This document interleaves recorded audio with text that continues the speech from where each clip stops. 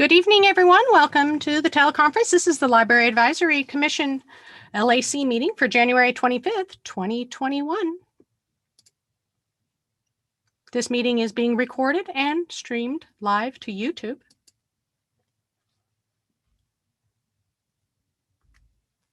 To join this webinar using a telephone only, dial any of the following numbers, and I'll read two of them aloud. 1-833-548-0276 or 1-877-853-5247, and then slowly enter the webinar ID of 917-1677-6733.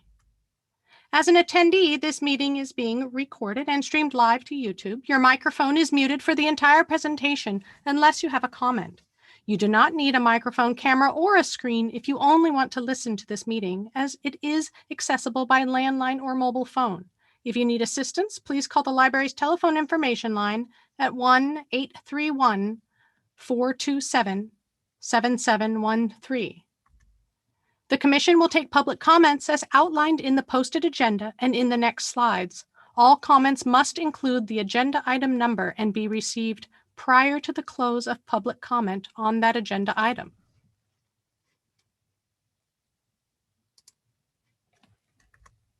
If you're joining by computer, you may use the Q&A feature to type your comments. On the attendee control bar near the bottom of the screen, you'll see the Q&A icon. You may also use the raise hand icon to raise your hand. The moderator will call your name when it is your turn. State your full name for the record and then continue with your comment. You will have 3 minutes of speaking time. On the Zoom control bar down at the bottom, in the lower left corner, you'll see audio settings, the raise hand icon, and then the Q&A icon and leave in a red rectangle. If you're using a mobile device, the Q&A icon and raise hand icons likely appear near the top right corner of your screen. Everything is in reverse. You'll see leave meeting in red letters in the upper left corner, and then raise hand and the Q&A icon in the upper right corner. If you use Zoom to call into this meeting, you may raise your hand by pressing *9 on your keypad. The moderator will call out the last 3 digits of your phone number when it is your turn to comment. Press *6 to unmute yourself. You will have 3 minutes of speaking time. Alternatively, you may call the library's telephone information line to timely submit your comments at 831-427-7713. These will be read by the moderator. Once the commission begins, if you're joining by computer, to see all panelists, you may need to use the Zoom control bar and select Gallery View. Depending on the size of your mobile device screen, you may need to scroll over to view whomever's speaking. And finally, if you're accessing this meeting via the web browser only or Chromebook, you may not see all panelists at one time, only the panelists speaking. The Vice Chair of the Commission, Lindsay Bass, will now call the meeting to order. Lindsay, over to you. Great. Thank you, Moderator Jones. So we'll now call this Monday, January 25th, Library Advisory Commission meeting to order. Clerk Sumano Vargas, will you please call the roll? Bruce Cotter. Present. Rena Dubin. Present. Jim Landreth.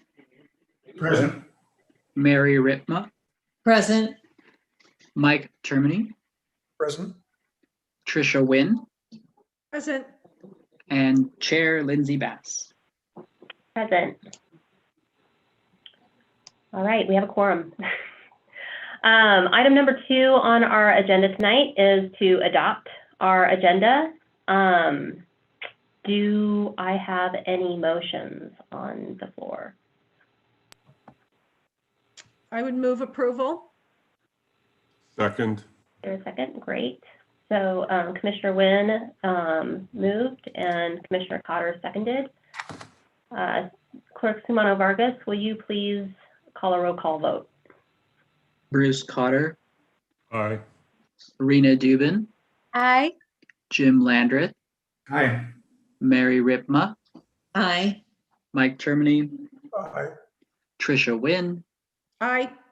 And Chair Lindsay Bass. Aye. Great. We have an adopted agenda. Item number 3 on our agenda for tonight is oral communications. With respect to oral communications, any member of the audience may address the board on any matter, either on or off the agenda that is within the board's jurisdiction. Note, however, that the board is not able to undertake extended discussion or act on non-agendized items. Such items can be referred to staff for appropriate action, which may include placement on a future agenda. If you intend to address a subject that is on the agenda, please hold your comments regarding that item until it is before the commission, so that we may properly address all comments on that subject at that time. In general, 3 minutes will be permitted per speaker during oral communication. A maximum of 30 minutes is set aside for oral communications at this time. Moderator Jones, do we have any oral communications at this time? We do. Jean, go ahead.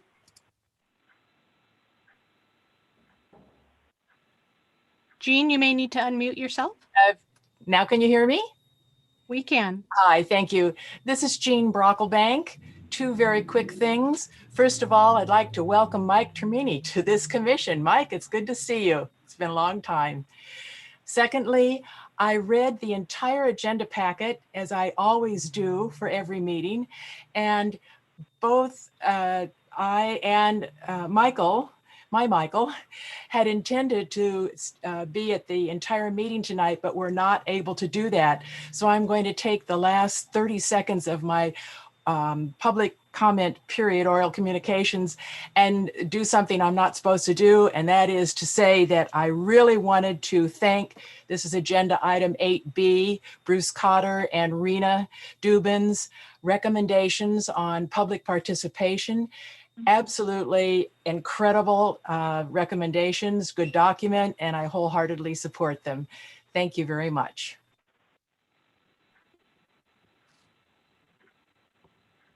Thanks, Jean. Moderator Jones, are there any other oral communications? Not at this time. Okay. We'll close item 3 then and move on to item 4, which is the report by the library director.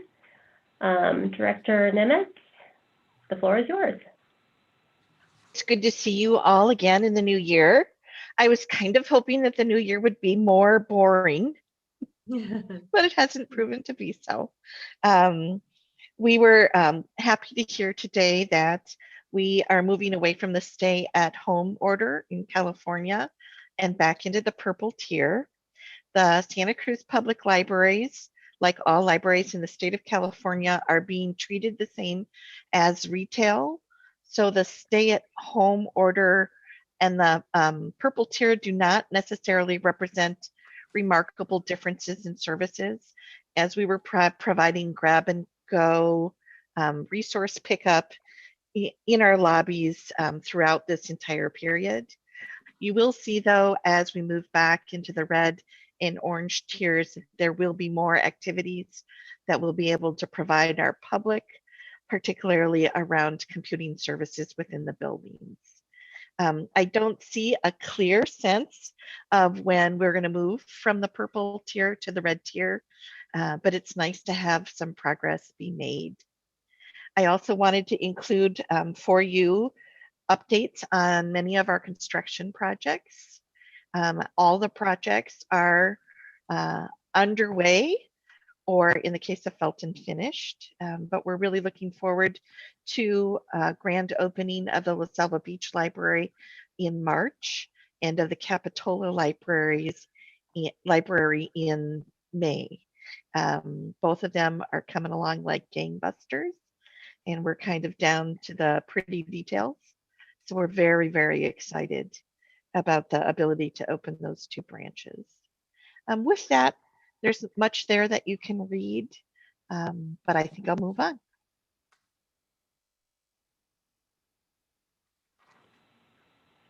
Are there any questions or comments on the director's report from commissioners? Okay, I see Rena first, and then we'll go to Bruce. Rena. Susan, I was wondering if you could talk about the Homeland Heroes. I know that was a really nice award and people might not be aware of it. Santa Cruz Works recognizes people in the community who've done remarkable things over the last year. This year, they really focused on people that made a difference during COVID. And I was just so excited. Often the awards go to individuals, but the entire Santa Cruz Public Library staff was recognized for their efforts and innovations in the Santa Cruz communities during this really difficult period. I'm so proud of the staff. We do have such creative folks who are just really driven by the mission of the library, and I think they're well deserving. Very, very pleased to be recognized. Great, thank you. And Bruce? Just a couple of quick comments, Susan. You asked at one point a month or so ago that we try out the grab and go and let you know how it went, and I had occasion to do that finally for some books and CDs, and it was so smooth and so easily managed. I really commend you guys on that. Also, earlier this week, during the 4 days when we were without power, I drove over to the library and spent an hour in the parking lot along with 11 or 12 of my neighbors. I noticed all doing exactly the same thing. Very easy to get on, and it was a lifesaver. So I commend you guys for both of those things. Thank you. I think grab and go is like dancing backwards in high heels. There's a lot of great people who've made it work. It took a lot of effort to get there. And we're also seeing huge influx of folks using Wi-Fi at Scotts Valley for obvious reasons. I think with the evacuations, we'll definitely see a pressure point by those communities in the next couple of weeks. I did not feel like Ginger Rogers, but that's okay. Okay. Tricia? Yeah, I don't have a question, but really just wanted to acknowledge and highlight part of your report where you talked about some of the librarians being recognized. And I'm a former board member on the California Humanities Council, and to see you part of the Library Innovation Program that was a nationally recognized program, I really just want to say kudos to you. That's really wonderful to see. We just have a number of terrific staff people working on it, but we were doing a zine in Spanish, working with some of our Spanish-speaking communities, and it was just a terrific project that really allowed us to partner differently and bring in new patrons to the library. I'm so proud of the staff that worked on that particular project. It was lovely. Mary? Susan, I was wondering about the numbers of items involved in the lendable tech collection. Just generally, are we talking 100 or 50 or? The numbers have changed so much as we've been going through this, as funding levels changed, and then we had real difficulty getting a hold of the devices. There's such a demand right now for both Chromebooks and Wi-Fi devices. So Mary, I'll get back to you with the exact numbers.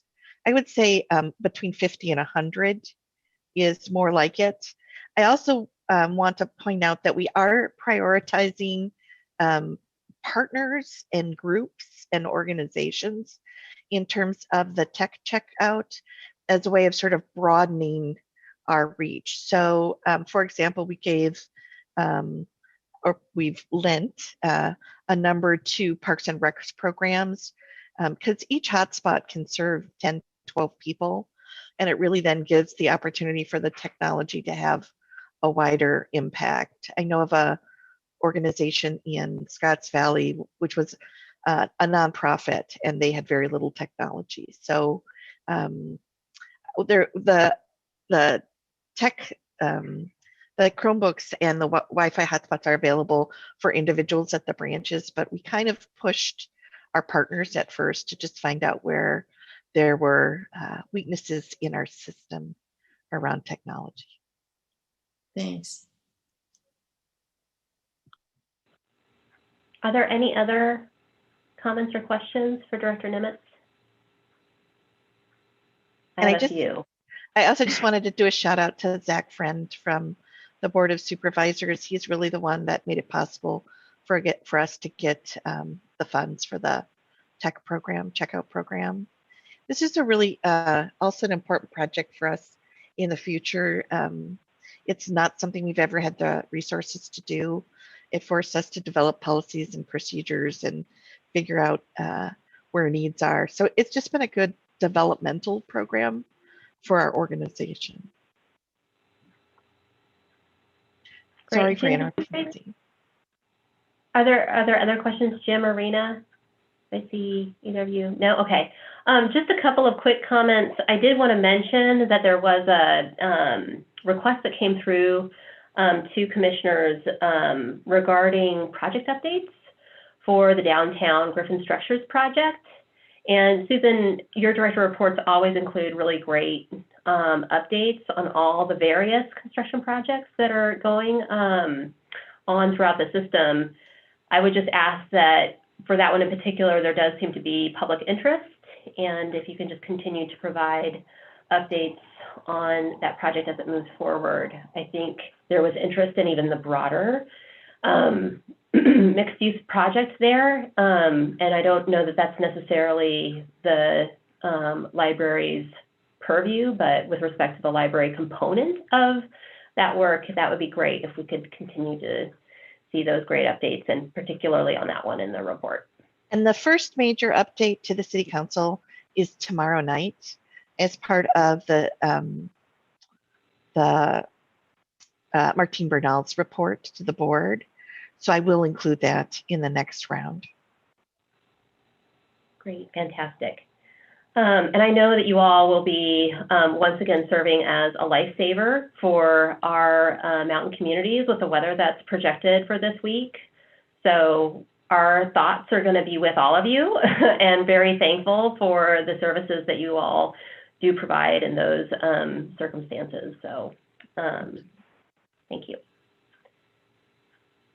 I think that's it from my side. If there are no other comments on the director's report, we can move on to our item number 5, which is member reports.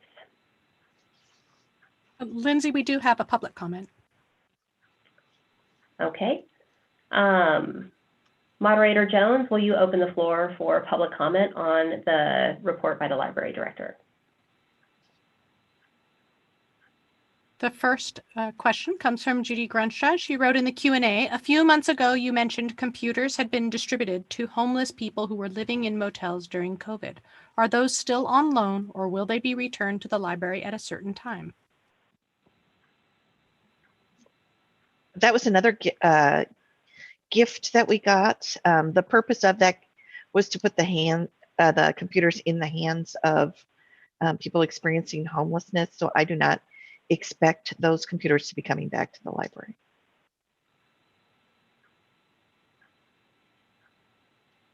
There are no additional public comments at this time.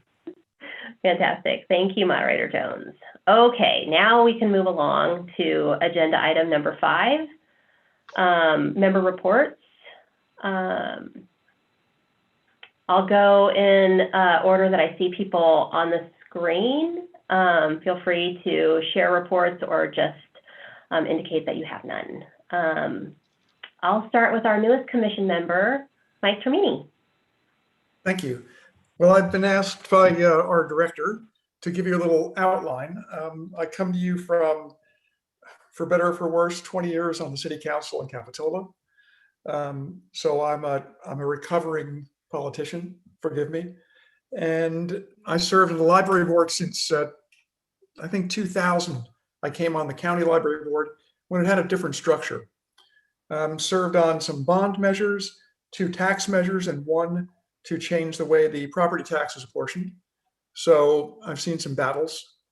And I hope I can do justice to my predecessors, 2 of my good friends who are sorely missed, Bob White and Barbara Gorson.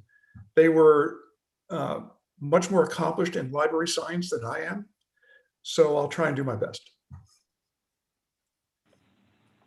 Very happy to have you aboard. Thanks so much, Mike. Thank you. Mary, do you have any reports? I just have this one recurring question. At one stage, the commission decided we would reward the library staff.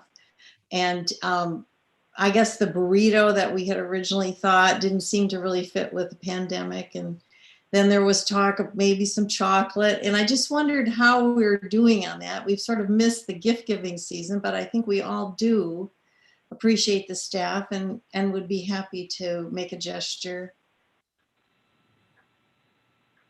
I'm sorry, I should have reported on this. Cookies went out over the holidays, but there are never too many opportunities to reward the staff. So it's always a good recommendation, Mary. I'm sure we should be doing, it's just been a rough year. We should be doing it more often. Thank you.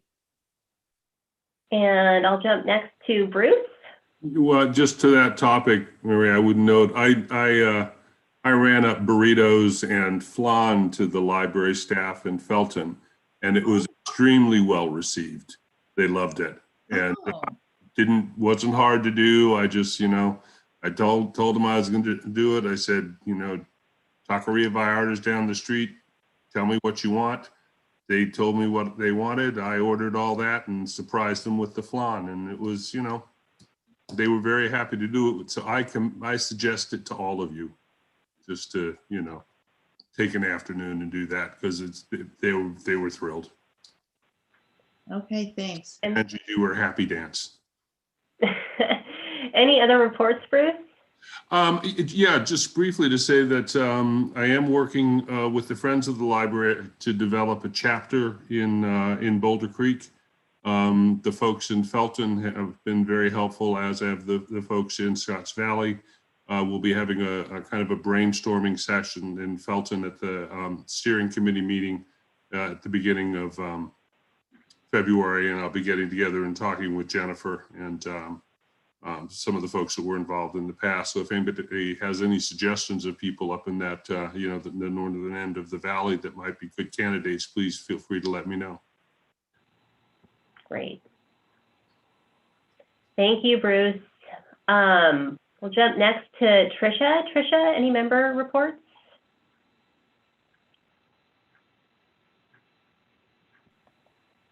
Thanks very much, Lindsay. I was going to say I don't have anything to report, but just talking about recognizing the library staff. So I think if your library has a Friends chapter, the staff, of course, is recognized, and we're there constantly, kind of giving them kudos. And we did a big holiday basket for our library at Aptos, where everybody baked and, provided teas and hot chocolates and things like that. So, I'd love to make sure that we pay attention to those libraries where there isn't a Friends presence, like, Garfield Park and Branson 40, maybe they're feeling a little neglected. So, I think the Friends chapters are supporting the library staff in many ways, but I'd love to make sure that the littler libraries aren't ignored. And Bruce, thank you very much for your efforts in Boulder Creek. I'd love to see a Friends group at every library. So thank you very much for your work there. That is very much one of our key goals at the Friends this year, to establish a group for every one of the libraries. Thanks, Tricia. Great, thank you both. I'll move next to Rena. Rena, reports and updates. I don't have anything else to add except that just to caution, I did try to give cookies downtown to the downtown library, and it did make some of the staff uncomfortable because of coronavirus. So I don't know if there's a protocol. I just want to be sensitive to people, especially as this is a public forum, that, staff may not really want gifts coming in from the public, especially people they don't know with the coronavirus. And maybe that's something we can do to have either non-perishable things or just some other kind of way of recognizing. That's all. Great, that's a great cautionary note. Thank you for raising it. And then Jim, any reports? Susan kind of covered it there, what's going on at Scotts Valley. I'd like to echo what Tricia said about the Friends Group, because the Scotts Valley Friends Group delivered a big basket of prepackaged goods, treats to the library here, and very well received. I just want to say that the centralized Friends group, I know, made sure that each branch got something from the Friends. That's fantastic. And maybe if you all can just convey to the centralized Friends group, and I feel like members of the commission are very much, you know, interlinked with their area Friends groups in many cases, but to reach out to us in some of those areas where maybe there is less of a presence, if we can be helpful and supportive. We'd be happy to do that. Message back to our next meeting. Lindsay, thank you. I guess there's also just no such thing as too much thanks and gratitude. So Amen to thank you that. all. Excellent. Okay, did I cover everyone? Did I miss anyone? I think we're through member reports. Thank you all so much. Really glad that a focus of that was all about staff appreciation, because they've been knocking it out of the park, as was evident by the director report. So appreciate all those efforts. Okay. Do I need to call for any public comment on item 5, Moderator Jones? Well, there are no public comments, so. Okay, great. Thank you. Before I move on. Okay, item number 6 is our consent agenda. I'm going to read just the instructions here quickly. All items listed in the consent agenda will be enacted by one motion in the form listed below. There will be no separate discussion on these items prior to the time the board votes on the action, unless members of the public or the board request specific items to be discussed for separate review. Items pulled for separate discussion will be considered following general business. We'll move on to item A, which is our only item under agenda item number 6, which is the minutes of our November 16th meeting. Do I have a motion, or are there any comments or concerns? I move approval of the November 16th minutes as written. I can second. Great. So we have a motion to approve the minutes, first by Bruce, seconded by Rena. Clerk Sumano Vargas, will you please call a roll call vote? Bruce Cotter, Aye. Rena Dubin, Aye. Jim Landreth, Aye. Mary Ripma, Aye. Mike Termini, Abstain? Trisha Wynn, Aye. and Chair Lindsay Bass. Aye. Okay, that motion is approved unanimously. We'll move on to item number 7, which is presentations, and we do have a presentation on the agenda for tonight, and that is the SCPL financial workshop. So I will hand the floor over to Director Nimitz and other presenters for that item. I want to start by thanking Bruce Cotter and Jim Landreth, both who expressed some real interest in getting into the details of understanding how the library's governance and funding works. As you recall, they brought up several questions, concerns, and interests at the last several meetings. We talked about having a subcommittee maybe focused on understanding the details around finance, but you all then expressed interest in joining the subcommittee. So we decided as an alternative to do a financial workshop. Jim and Bruce have been really great in terms of sort of giving us a guideline to follow of questions that they had of items they would like to see covered. In doing this, I've been working with Nicole Coburn, who's the Assistant County Administrator, working directly with Carlos Palacios at the county. Nicole has been with the library for a long time, working on library issues, and has a strong background in finance, and has helped us in particular do forecasting for the library. And she does a lot of financial reporting too, so it's been really helpful in giving us insights about how we operate. The other person with us is Kira Hennepin, who's a woman of many hats. She's sort of our chief of staff, our chief budget and accounting director. She's our facilities manager. She's our human resources director. But Kira does a lot for the library. So she's going to help us talk about these things today. Again, in the process of looking at the items that Bruce and Jim identified, I think one of the things I want to say is this is a great entry point to discussing the budget, which we're going to begin to start to develop in the next month or so.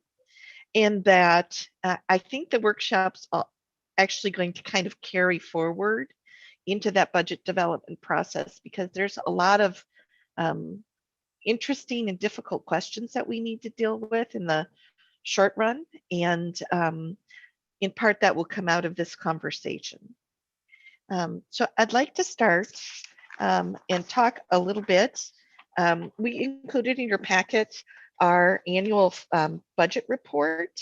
I'm going to try to pull out the front page. It looks like this.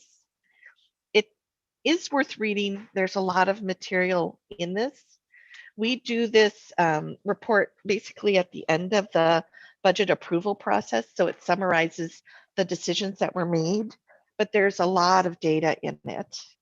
And so as we move into the workshop itself, we've included our vision and mission statement. This was done 4 years ago. We were supposed to begin a new strategic planning process this year, and we've deferred that until next year because of COVID.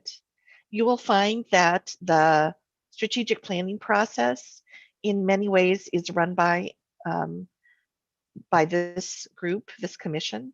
At least 4 years ago it was. As the representatives sort of the community, this group was the group that provided us the guidance for how we do strategic planning and completed the plan itself. I liked this. The goal last time was to get a strategic plan in one page, which was interesting. There's a 200-page document behind the one page, but I believe deeply that the library's mission is to transform lives and strengthen communities. And our mission is to connect, inspire, and inform. I think that really does drive a lot of what we do.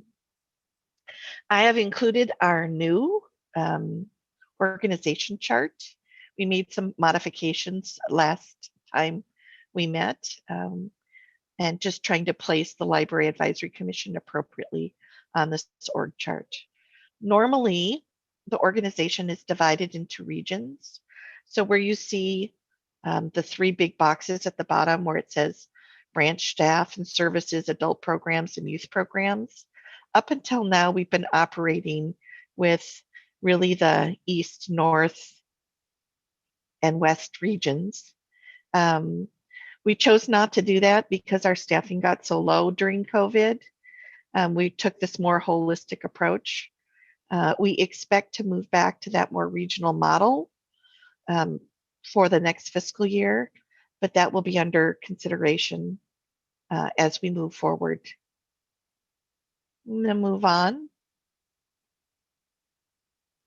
to the confusing slide for everyone. This is our governance structure. We also have the Friends of the Santa Cruz Public Library, but I left them off as these are all what I would call quasi-governmental bodies. They all operate under the Brown Act as public boards. The first one is the Joint Powers Board, or the Library Joint Powers Board. you'll see a LJPB or JPB.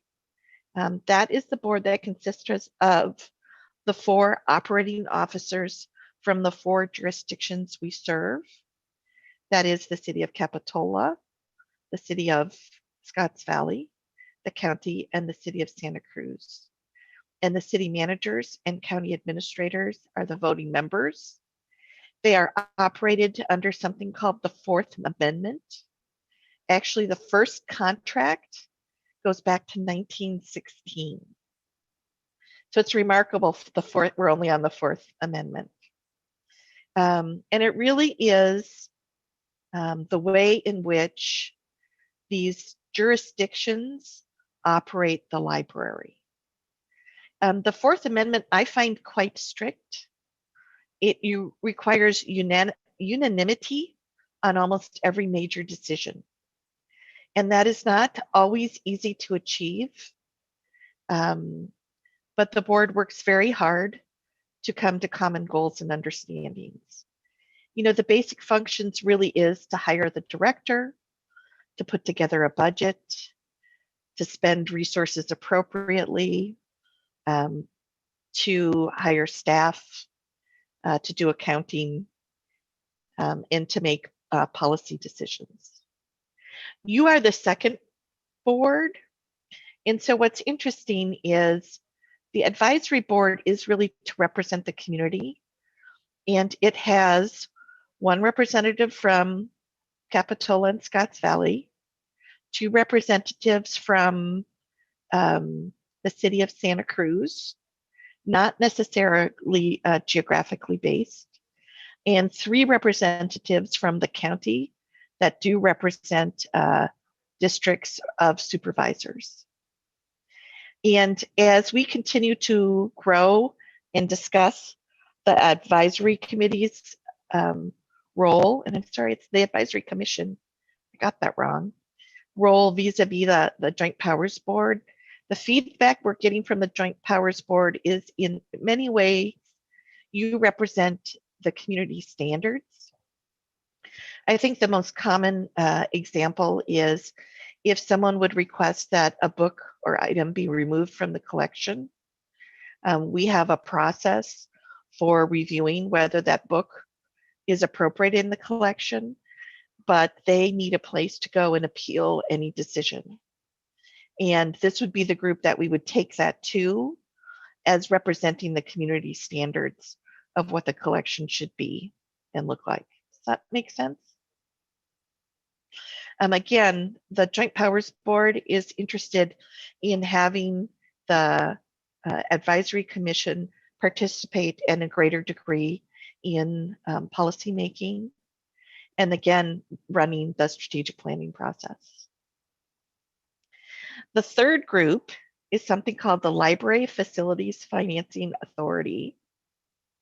It has the same membership as the Joint Powers Board, so 1 from each jurisdiction. It created a community facilities district under the Mello-Roos Act. And what that district then is allowed to do is issue a bond series. And in our case, the LFFA meets right before the JPA because it's the same series of people. And they basically manage the issuance of the bonds for the buildings in accordance with state law. The last group is something called the Library Financing Authority. This goes back farther. What it does is in the first board, the LJPB, Watsonville is not included. They have their own separate library system and their own operations. But the LFA, this 4th group, meets twice a year. It concludes 1 elected official from each jurisdiction, and they look at the overall funds coming in, the overall revenue coming in for public libraries through the entire county. The biggest decision that they make is a division of these funds between Santa Cruz Public Libraries and the Watsonville Public Library. So it's not simple. Is it okay, Lindsay, if we take questions as we go? I think it'll be hard to come back to this. I think so, yeah. So Susan, the Library Financing Authority, the LFA, you said one from each jurisdiction. Is Watsonville a jurisdiction for its purposes? It is. So it has a 5th member. Okay. And these tend to be 4 city council members and a supervisor. Okay. Thank you. Just if people are interested in the LFA, their meetings tend to be very short, less than a half an hour. They're very focused on financial statements, and they are meeting on Wednesday. We have another question from Jim. Susan, you said it's not an easy task that the LFA does, but in the meeting materials, it seemed to imply that it was simply based on a formula of population. Is it that straightforward, or? Jim, it's actually a really sophisticated question on your part. And I'm going to let Nicole get into it a little bit because it gets into the maintenance of effort and how we divide. And we have this 5-year agreement. And so I'm just going to hold that question for a few minutes, and then we might want to have you ask it again and make sure we've answered it all. Just to follow up, or I guess this is a second question. Is it possible for you to send us a link so that we could read the 4th Amendment? Yes. Keep that down. It is on the library's website, but I will send you a link.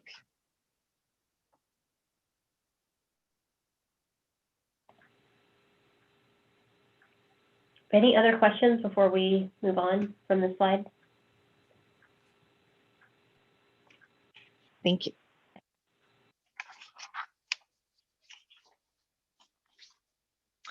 The library has 2 main revenue sources. One is this maintenance of effort funding. The other is sales tax. And again, I'm going to let Nicole get into that, but I just wanted you to show you that sales tax is the biggest source of revenue we have. It's the most volatile revenue we have as well. And then the remainder really comes from library fines and fees and gifts and grants. So Nicole can take the next slide if that's okay. Good evening, everyone. I'm Nicole Coburn. As Susan said, I'm one of the Assistant County Administrative Officers, and I staff the Library Financing Authority. So I'll be able to get into Jim's question in just a minute. And I'm going to cover both the maintenance of effort contributions and try to explain how that works, as well as the sales tax. So let's start out with the maintenance of effort. So as Susan noted, library financing for operations come in through the Santa Cruz County Library Financing Authority. So they receive and distribute all maintenance of effort and sales tax revenues for all the library systems in the county. So that includes the city of Watsonville. We currently are under a 5-year agreement that will take us through next June, the end of next June. We had amended the Joint Powers Agreement a few years back so that we would enter into some new MOE contributions. At one point, the LFA was receiving all of the revenues net of county overhead costs that were coming into the library fund, while the city of Santa Cruz and the city of Watsonville had flat contributions. And this remained constant for many, many years, that Santa Cruz and Watsonville were contributing a flat amount, and the county was basically contributing everything net of county overhead that was coming into the library fund. What this meant was, at a certain point, the county library fund was contributing much more than some of the other members in terms of their MOE contributions. So we entered this 5-year agreement to try to reconcile the differences. And so for the 5-year term of the agreement, the county library fund was going to hold its contribution flat. So currently, and for the past 4 years, the county library fund has contributed just over $5 million. The city of Santa Cruz over this 5-year period has been growing its contribution by $70,000 a year. So in the current fiscal year, the city of Santa Cruz is now at $1.7 million approximately. This has risen over the years, like I said. City of Watsonville still holds, has a flat contribution. It's still at $541,684, but we're trying to true up their side of it by, at a certain point, scaling down what they're going to be receiving from the Library Financing Authority from the library fund contributions. So all of this money goes into the LFA. The jurisdictions make these payments, and the LFA distributes them to the 2 library systems in the county. And so what that means is, right now, the Santa Cruz Public Library System is receiving, in the current year, about almost $5.8 million of these MOE contributions, and the Watsonville Library is receiving just over 1.5 million. Watsonville's, what it's receiving from this, Watsonville's has remained flat for this 5-year period. So here's a little bit more on the library fund that I wanted to go into. So the library fund is a special revenue fund that the county established. It receives all of its revenue from property taxes. So that's secured taxes, unsecured taxes, and some other accounts that contribute to property taxes, delinquent prior year, both on secured and unsecured. This is a pre-Prop 13 set aside from the 1% tax that is levied in the county. The library fund receives about 1.4 cents for every $1 that is generated in property taxes in the county.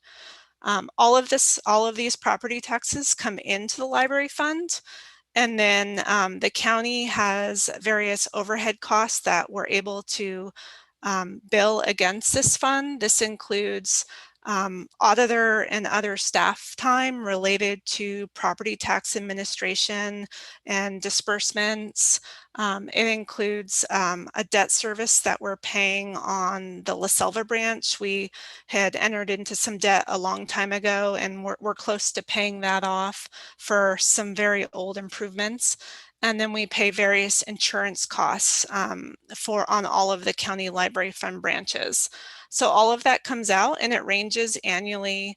If you could go back to library fund, it ranges from $100,000 to $200,000 annually. And in addition, in the county library fund, Kira or Sarah, if you could go back to the county library fund slide.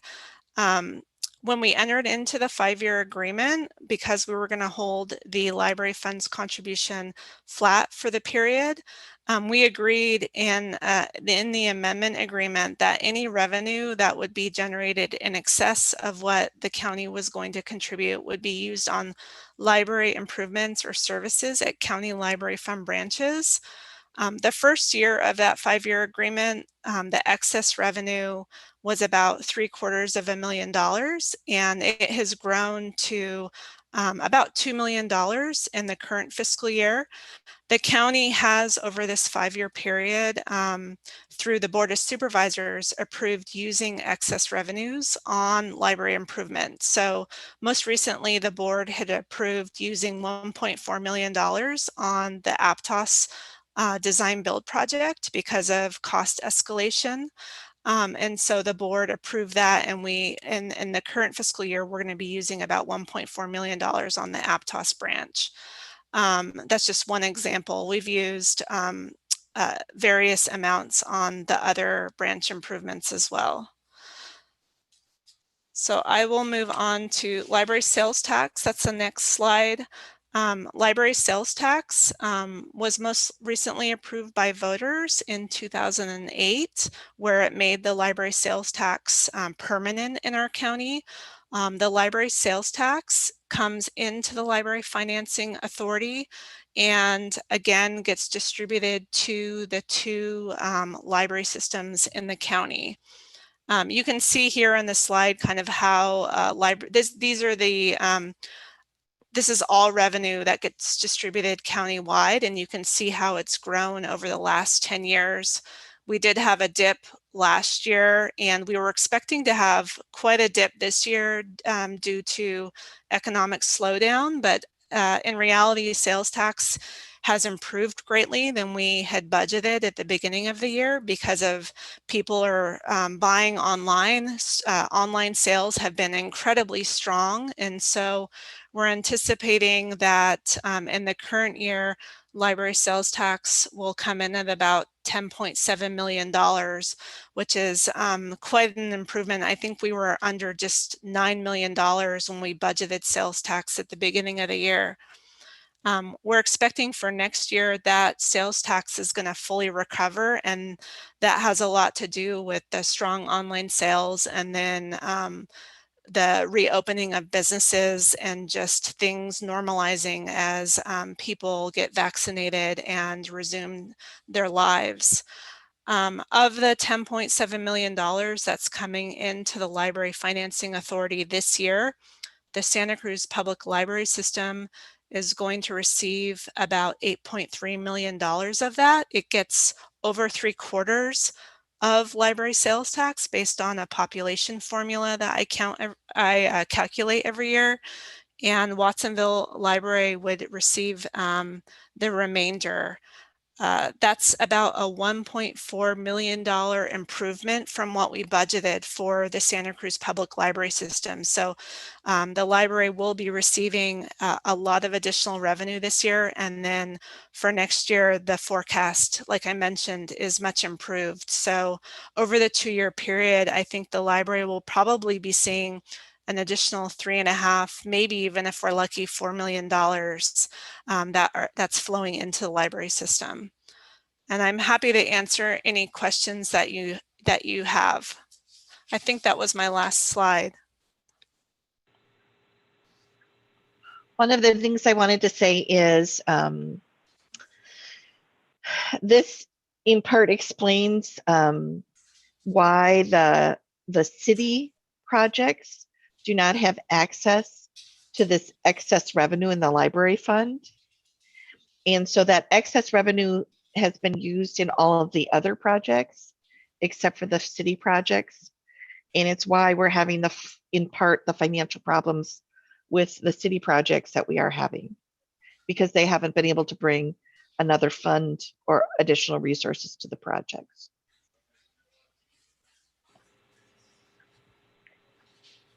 Mike, did you have a question? Yes, I did. Nicole, nice to see you. I assume that I assume we've been working on the next iteration of this agreement. And can you tell me what it might look like? So right now, we're talking about extending the agreement by 1 more year. There are a number of issues we need to work out, which you may hear about later in this presentation. But we're talking about increasing the MOE contributions from both the City of Santa Cruz and the County Library Fund for the new fiscal year. We've discussed with the City of Santa Cruz in continuing to increase their contribution by $70,000 in the new fiscal year, and the library fund contribution would go up by another $250,000. One of the issues that we need to work out has to do with our maintenance of various branches and the plan for that. Another issue we have to work out is updating the schedule with the City of Watsonville for right sizing them. And so they have 2 more years of flat funding from the Library Financing Authority for maintenance of effort contribution. And so we're in a period of time where we can address this before we need to resolve kind of how their declines are kind of going to drop down. And so we're working on drafting a 1-year extension to the agreement that will have some increases in MOE contributions. And we'll talk a little bit more about that at the end of the presentation.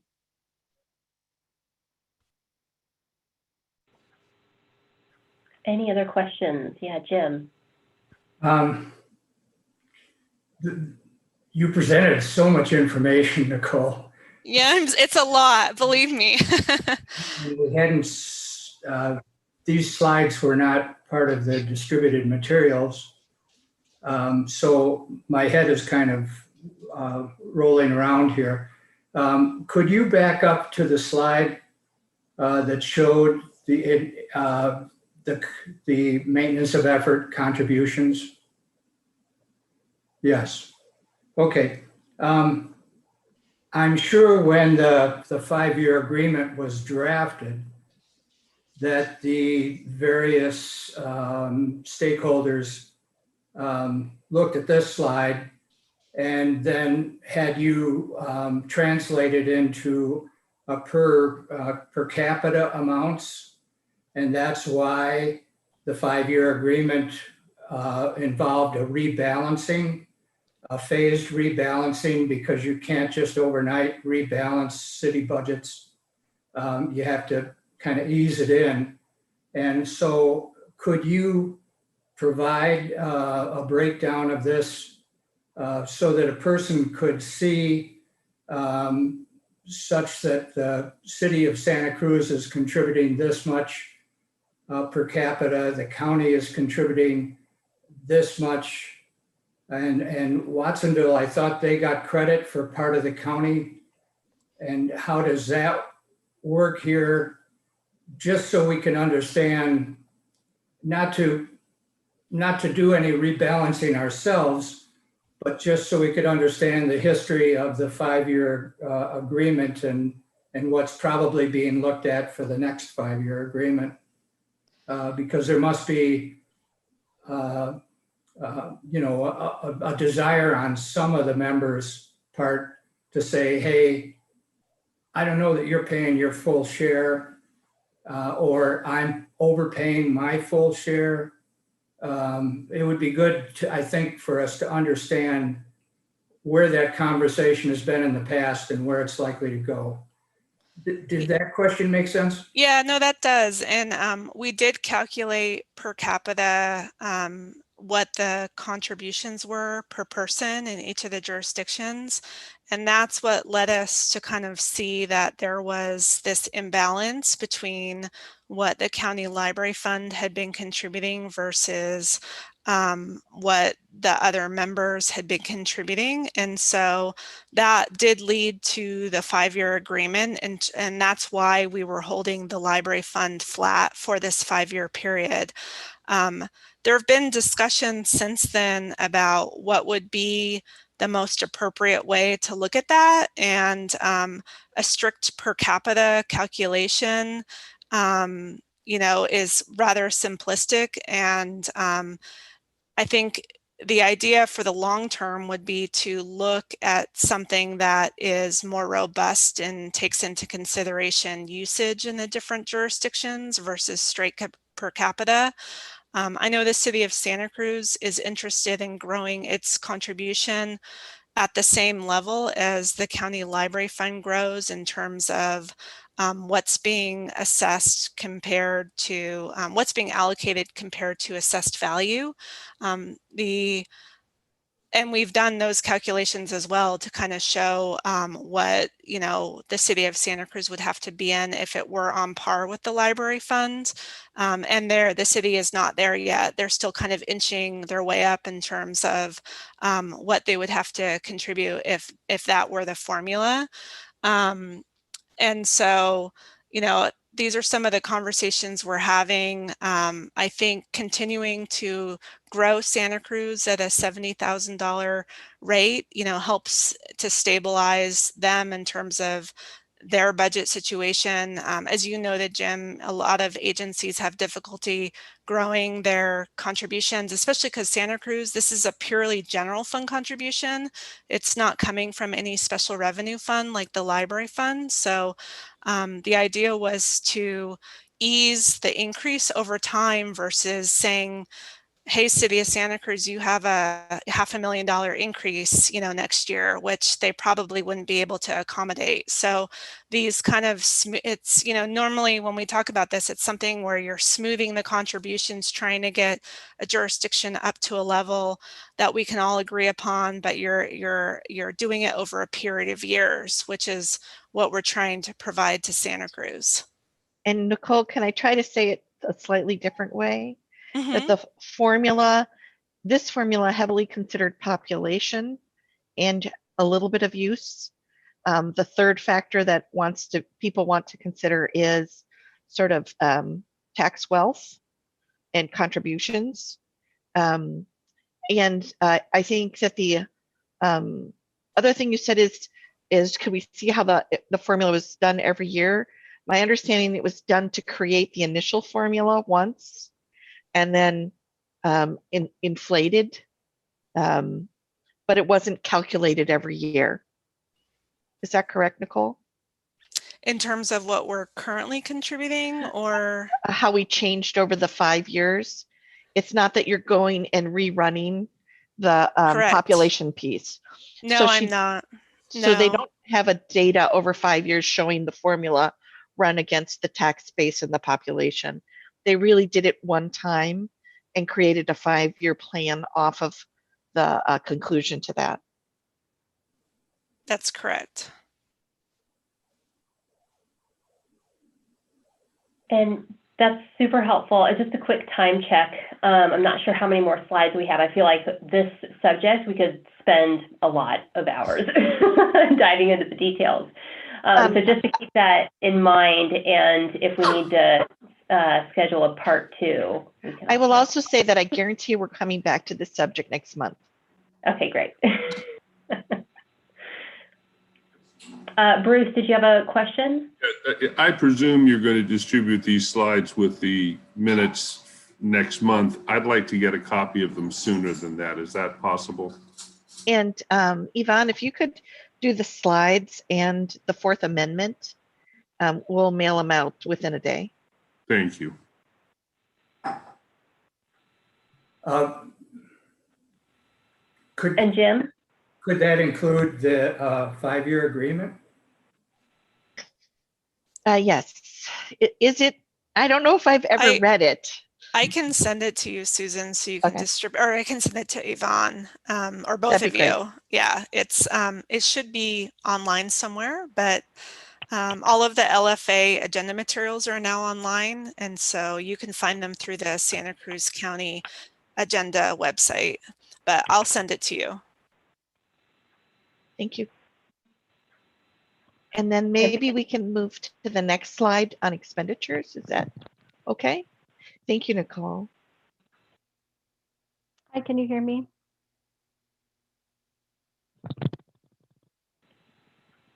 Hi, it's Kira. Can you hear? Yeah, we can hear you. Okay, good. So hi, good evening, commissioners. My name is Kira Hennepin, and I'm the Principal Management Analyst for the library system. My focus of responsibilities is overseeing the operating budget. This includes personnel, operating expenses, and capital projects outside of the Measure S projects currently being managed by the governing jurisdictions. Our library isn't unique in that the majority of our operating expenses are personnel who staff our branches and provide our diverse programming. Our personnel budget accounts for a large portion of our operating budget, And in 2021, that portion was approximately $10.4 million, or 70% of our budget. Personnel expenses include both staff salaries and benefits.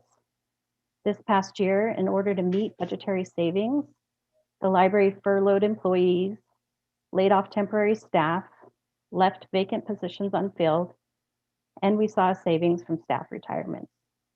All these efforts resulted in a $1.5 million savings and left the library with 88 full-time equivalent employees.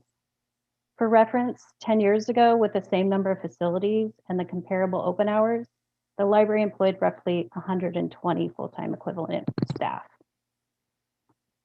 And an important part of our library system is the collections, both physical and virtual. And in 2021, our system budgeted approximately 8% of revenues for this exclusive purpose. The library is also fortunate to receive trusts and bequests from members of the public, which many times helps enhance our collections budget. And we're very grateful for these gifts and honored that the public recognizes the library as an important asset to the community.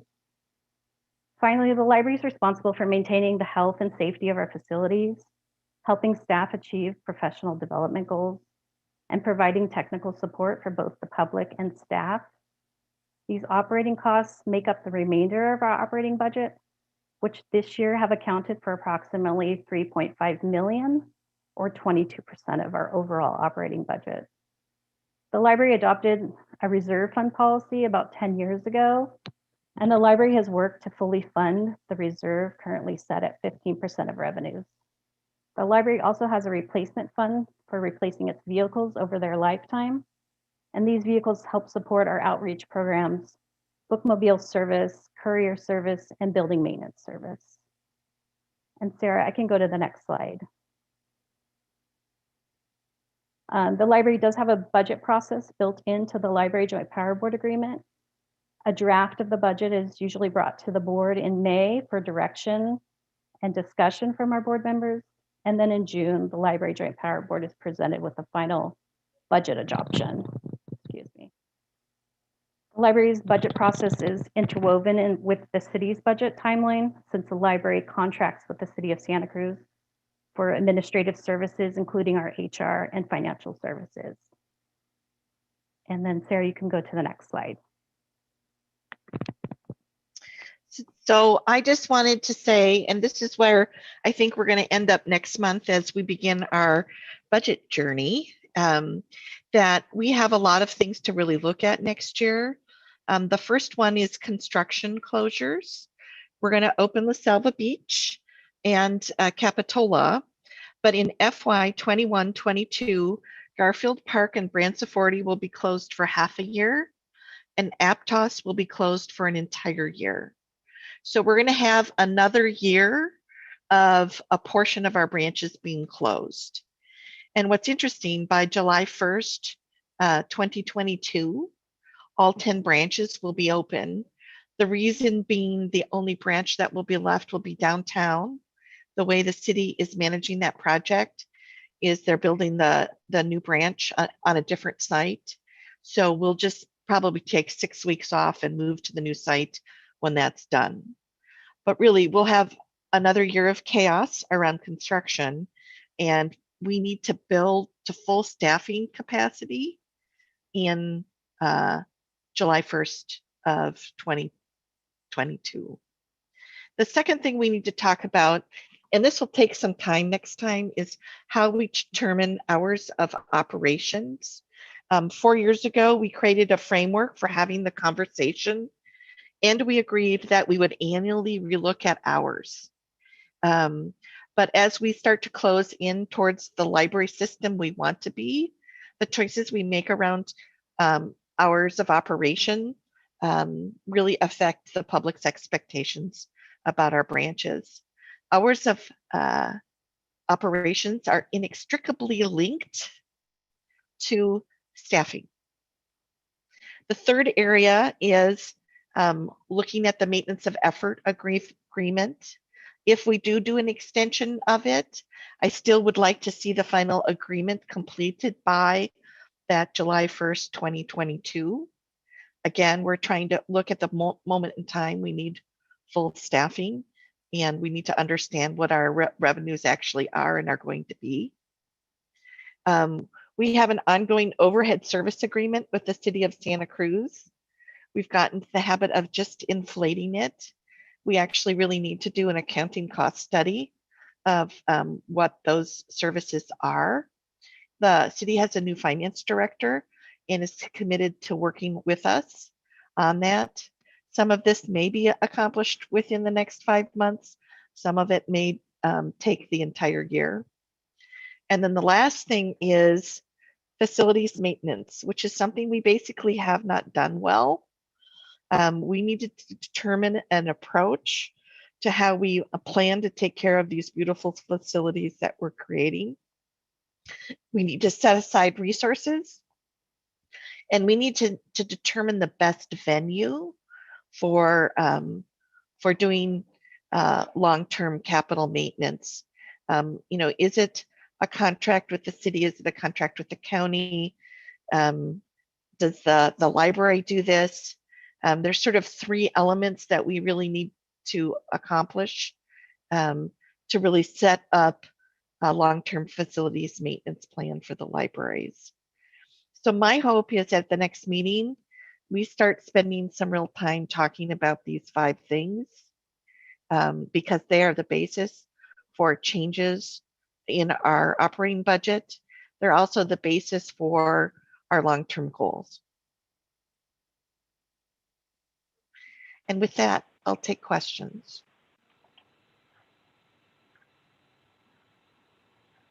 Questions from commissioners? Tricia.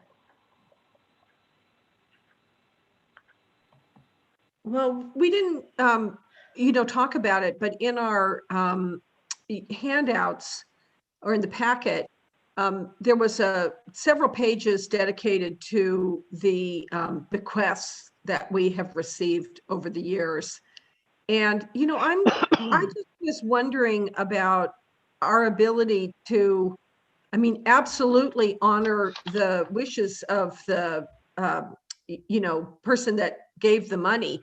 But, it just seems like we have a lot of small, open bequests that probably create administrative nightmares. And I'm just wondering if it would be worth, trying to consolidate or just spend those bequests down. If we need to just purchase a lot of mystery books, let's just do it and kind of get that off the books. Anyway, I just am throwing that open for conversation. I don't have the solution, but just thought that just seemed kind of clumsy. I think it's a worthy conversation.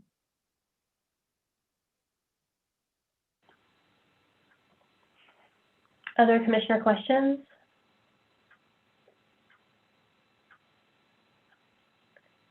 Any other background materials that would be helpful as we pave the way to address the issues that Susan laid out? Yeah, Jim.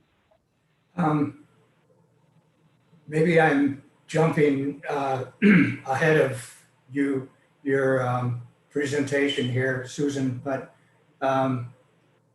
what caught my eye was the fact that we have a certain amount of reserves, and that there's a normal reserve and then a 20% reserve. Could you discuss what the history of that is, how that got funded, and what's the latitude in terms of using those and building them up again in the future? Jim, I would prefer to actually make that an agenda item for the next the next board meeting. I think it'd be good to go through the reserve policy. And as you can see, there are reserves in the library fund as well. And then we have really excess balance, they call them fund balances. And I think the fund balances are coming from very conservative accounting. But it is incredibly frustrating to have resources and not be able to spend them on the needs of the library. So if it's okay with you, I'd like to bring that as an item on the agenda. And I think maybe what would be nice is for you and Bruce and I to meet as a subcommittee before the next meeting and just talk about what is the next layer of this conversation.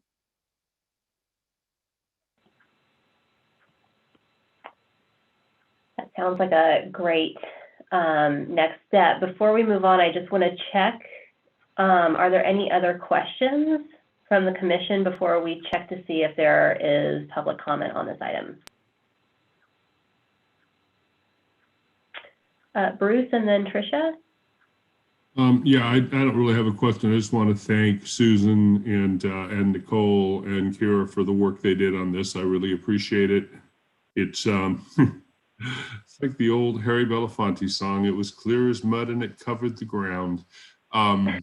You're helping find the way through it, and I appreciate it very much. And Tricia. Yeah, thank you. I just had a question about the fines policy. So, you know, clearly there's a loss of revenue. It's not really significant, but just wondered if you would comment on how that policy of waiving fines is working out, and whether, you know, and whether now that we've executed on it, you still feel like it's a good idea. Oh, that's such a good question, Tricia. I'm so glad you brought it up.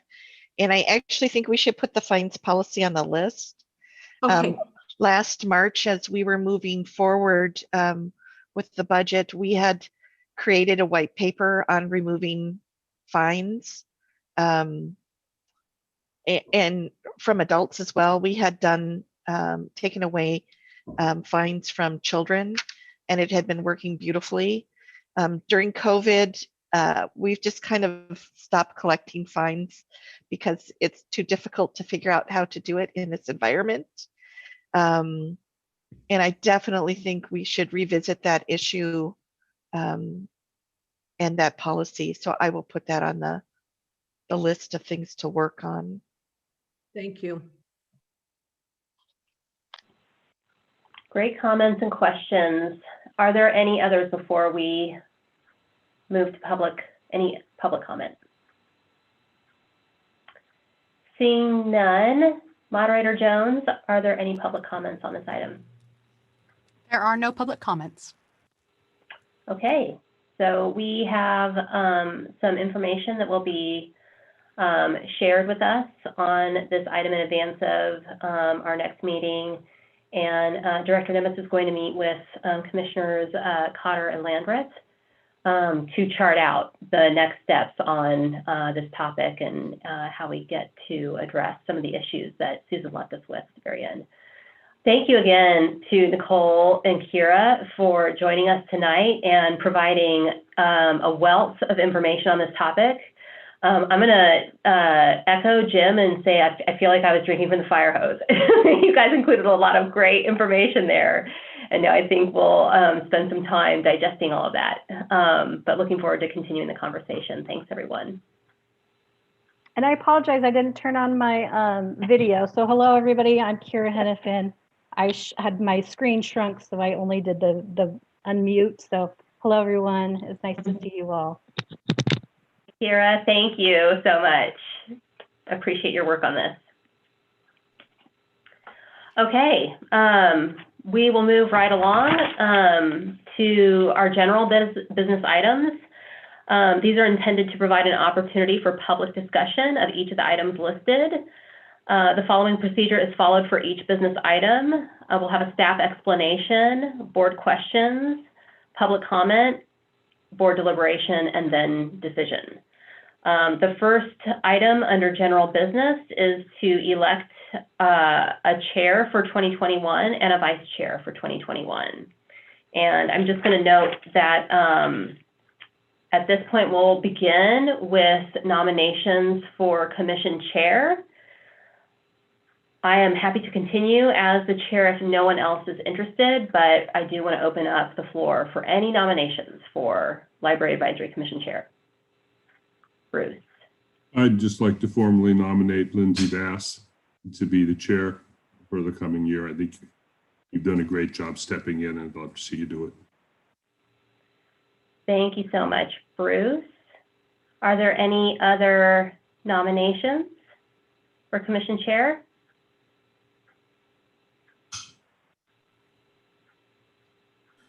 Are there any public comments on the nomination for commission chair? There are no public comments. Okay. Do we have a motion to move to a vote on our nomination? So moved. Second. And we have a second. Great. Okay. Clerk Simona Vargas, will you please call a roll call vote on nomination of commission chair? Bruce Cotter, Aye. Rena Dubin,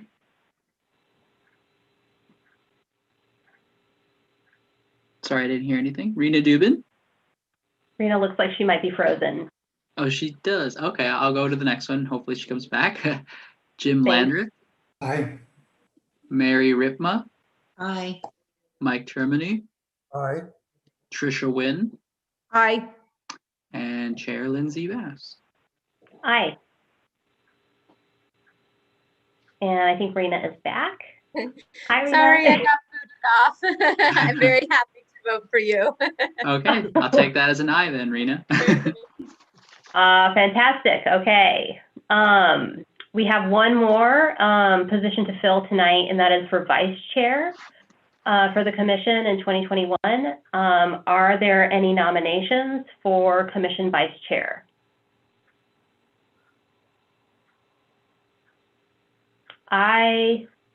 If there are none, I would like to nominate Bruce Cotter as our commission vice chair.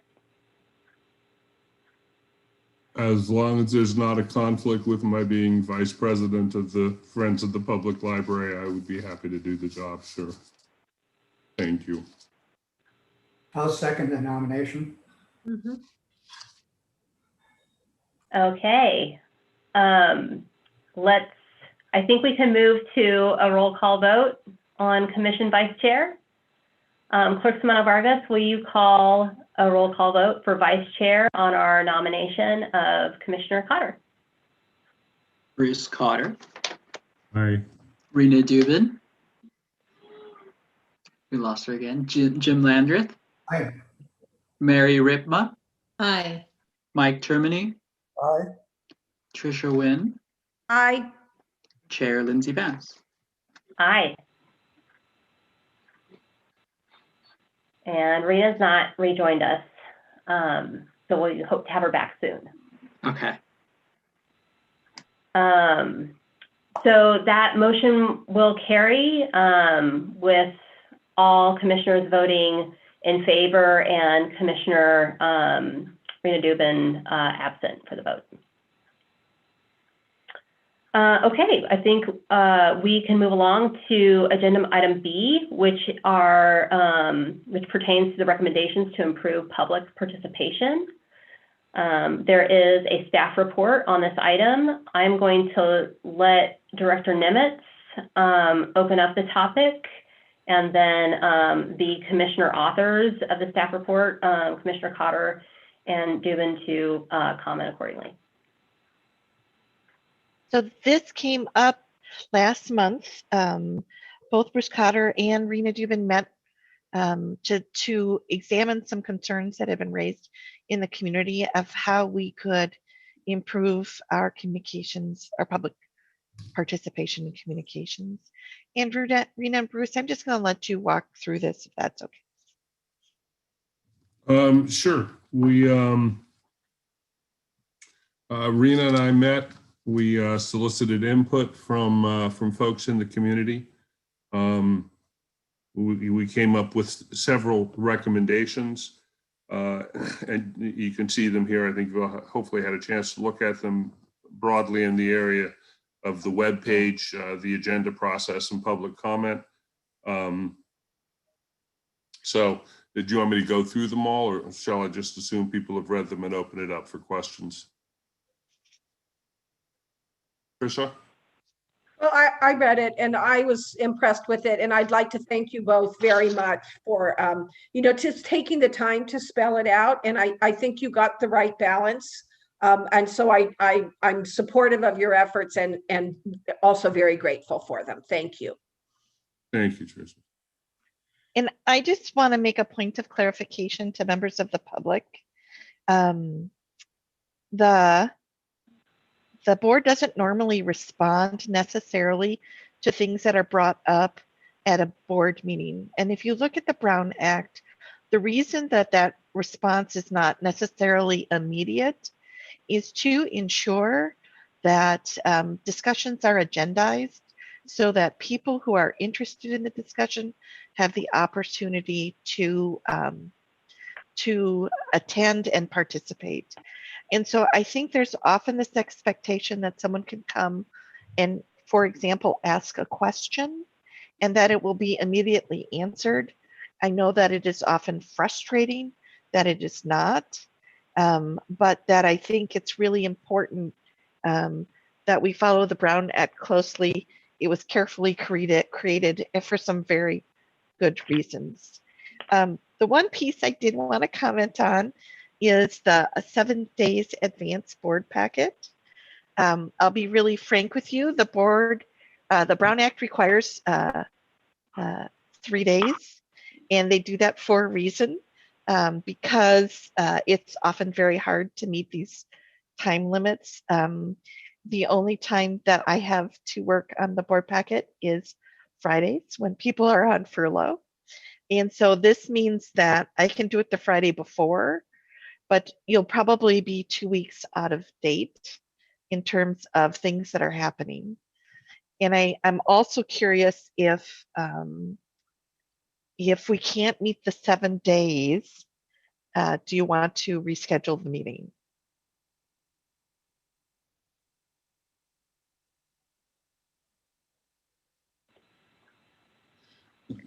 I think the objective is to have people have enough time to prepare their questions. And I know that I have felt a couple of times like the agenda dropped on me very shortly before the meeting, and even I, as a commissioner, didn't have time. So I'm not. I think Rena was happy with 4 days. I said 7. I'm not particularly attached to 7. I just don't want it to. I want it to be so that people have time and can easily get at this thing and see what the subjects are going to be, so that it is easy for them, if they have issues or questions, to bring them up. That's my point of view on it. And Commissioner Termini, did you have a follow-up question, comment? I did. Susan, I appreciate your concerns, and we've encountered it over and over. I might suggest one way that we've overcome it on some boards is by 7 days before doing a draft agenda, just to give a framework, and then flesh it out in your 3-day period. I think that's possible. That's certainly acceptable to me, Mike. Thank you. I would say that Monday evenings are difficult with my sort of Friday schedule, because if I can't get it done Friday, it's Saturday or Sunday. And so with the Joint Powers Board, we tend to get it done for Friday by 5 p.m. on Friday, but they have till the following Thursday. And so I don't want to necessarily change the meeting date, but it is one way to get more time.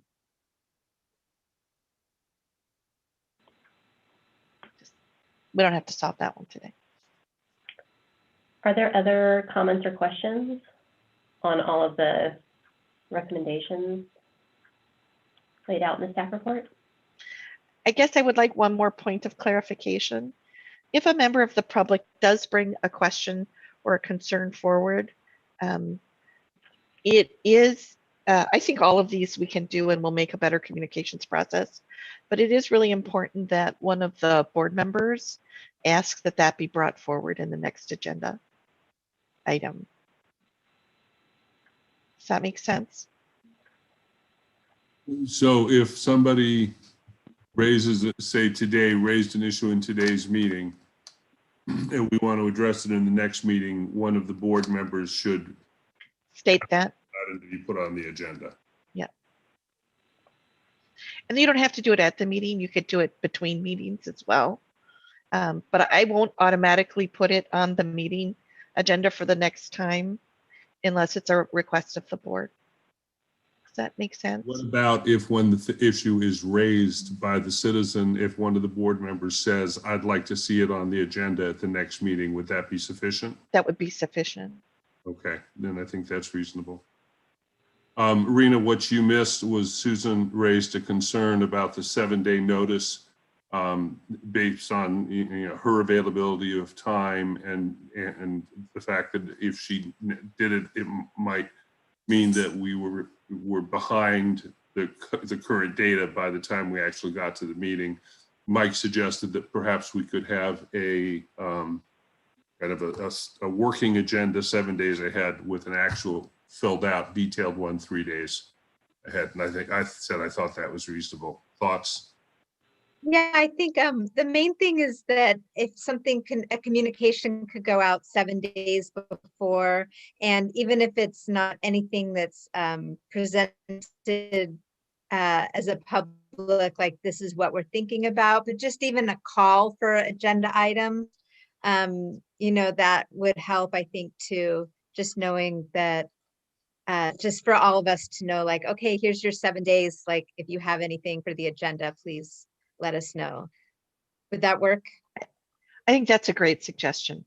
The draft agenda we'll put out and call. I just did want to say that I support you, Susan, in having a weekend. And I really think it's so important, especially now. Amen. So challenging. Thank you, Mary. We just don't have a lot of support staff. Again, I wish Yvonne was my personal assistant, but he does about 20 jobs in the system. So it's a juggling, but we all get to learn a lot of skills because we get to do a variety of things. I'll just make a couple of comments on the staff report that Bruce and Rena put together. You guys did an amazing job. I really like the way how this is laid out in these 3 different sections. And I think that this so accurately reflects like the intention that was communicated in our last meeting in terms of our wanting to really be an open and inclusive body to the public. I do think that some of the comments that Susan has raised lead me to think that maybe there is some finessing of some wording here that we could go back to, and making sure that all of that wording aligns correctly with the Brown Act, which we want to make sure that we're staying in line with as well. So I'm wondering if that might be a possibility that we use this as the basis for a revised set of recommendations that take into account some of this initial feedback, and then any additional feedback that we might get in the public comment period that we'll also have on this item. So that's just a thought that I had as I was looking through this and thinking about that balance between all this wonderful direction that you've given us in terms of what we can do to improve, and then the needs of the staff. I'm sorry if I missed things, but one of the things that seems to be the most important is to have a button or a link on the website for public comment in between meetings. So when we're not in a meeting, I would really appreciate that, because I know we've received personal emails, but that's not really ideal. Just as a public process, it doesn't go in the public record, and maybe people might be missed and things like that. So if that could be, if we could at least vote on that tonight, I would appreciate that direction. If that's something that we need to vote on as a motion. Great, thank you, Rena. Any other comments, questions, Tricia? Yeah, I totally appreciate Rena's comment about, when we receive emails, it's so, hard to figure out really how to react to those. I do like, an input opportunity. And then if we could get notification that there's a new message waiting, just so we would have a sense, that would be very helpful. What about if we table the section that's called regarding the agenda, vote on the other two sections, which are public comment and the web page, because the items that Susan brought up reference item 1 under regarding the agenda and item 3 under regarding the agenda. It sounds to me like the section on the web page and the section on public comment were acceptable as they were. Nobody's raised anything on those. Is that something, can we undo this thing and vote on it that way and table it, or? Bruce, can I suggest that we hold that thought? And I'm wondering if we can come back to deliberation after we get any public comment that we might have, so that we can incorporate that into further deliberation on which direction we want to go. Does that sound okay? Moderator Jones, do we have any public comment on this item? We do, Chair Bass. Our first comment was emailed from Judy Grunstra, and it says, "Dear LAC, I greatly appreciate the efforts of the subcommittee, Bruce and Rena, to respond to concerns expressed by the public about improving communication, transparency, and ease of access to LAC meetings and appointments, vacancies. I have a few suggestions about the wording, and perhaps you will agree that my suggestions clarify certain things. Regarding the web page, the SCPL Commission page is updated regularly with current calendar information and all previous agendas, minutes, and videos. Should read, quote, the SCPL Library Advisory Commission, parentheses, LAC page, end quote. The SCPL LAC page has a link to county/city commission websites so the public can understand when there are openings and how to apply. She references https://www.santa-cruz.ca.us/government/commissions, committees, advisory bodies, .aspx. Number 3. Sarah, is this lengthy? There are a few points, yes, but I think it stays within the 3 minutes. The only question I have is if the motion is to take some time to work on wording, could we do this and come back with a cleaned up copy using Judy's notes as well? The truth of the matter is I'm going to start implementing this regardless of the vote. It's clear that this group wants to begin to implement these things. And I think taking 1 more month to get the wording correct in the historical record is a worthy effort. And I don't see us necessarily slowing down on making these changes. I mean, you can just say, make this so, and we'll make it so. And does that make sense? Well, to that point, Chair Bass, Judy does have her hand up. So would you like me to open up her mic? And it's not in any way to say, Judy, what you're doing is wrong. It's just very hard to edit over a Zoom call. Right, but I think it's important that Judy's comments at least get read out so we hear them. We don't need to edit based on them. When she sends, when a copy is sent to me, I'll use them as a basis of the edit. Okay. But if you can stay within the 3 minutes, I think it's fair to her. She took the time to write them down, that we should hear them. Okay. So Chair Bass, you'll have to advise me, should I continue or open up Judy's line? Let's continue reading Judy's comments as they were delivered to the commission. All right. Number 3, the SCPL Commission page has a button or link which states that we welcome public comments and allows the public to forward an email communication to all commissioners in an automatic or timely manner. thus keeping the commissioners' emails more private but enabling the public to communicate. Number 4, the aforementioned public comments are a one-way communication to commissioners. I would like to request that upon receipt of an email from the public to the LAC, staff sends a brief acknowledgement that the email of parentheses date has been received, parentheses with a CC to Eric Howard or Susan Nimitz. That way, the member of the public is not left wondering whether their email was received. Parentheses, this assumes it was not a last-minute communication. The inclusion of number 5 is important, so thank you for including that. In parentheses, that the communication will be placed in the meeting packet and become part of the public record. Next bold heading reads, regarding public comment during meetings. Number 3, public comments will be allowed near the beginning of each meeting for items not on the agenda.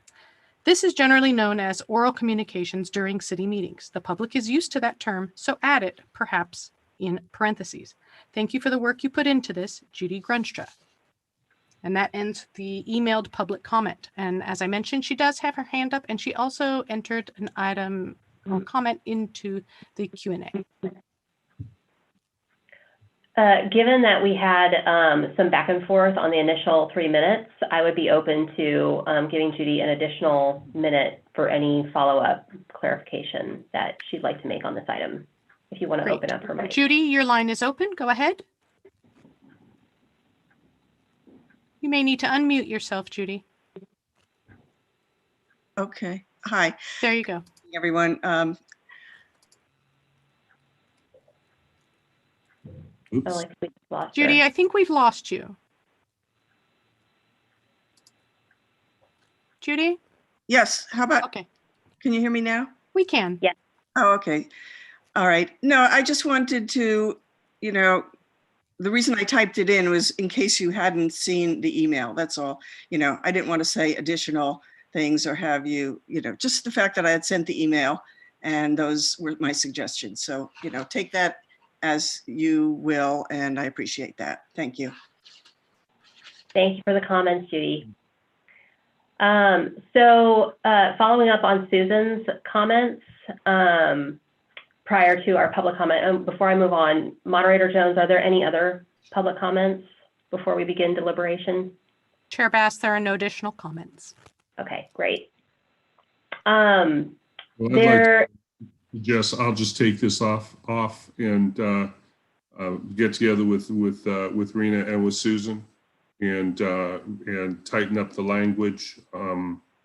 Take a look at the suggestions that Judy's made and the couple of items that I mentioned earlier that Susan had concerned about, and provide a cleaned up copy to Yvonne to be put on next meeting's agenda, if that's acceptable to everybody. That sounded like a motion to me, Bruce. I still move what he said. Is there a motion to approve?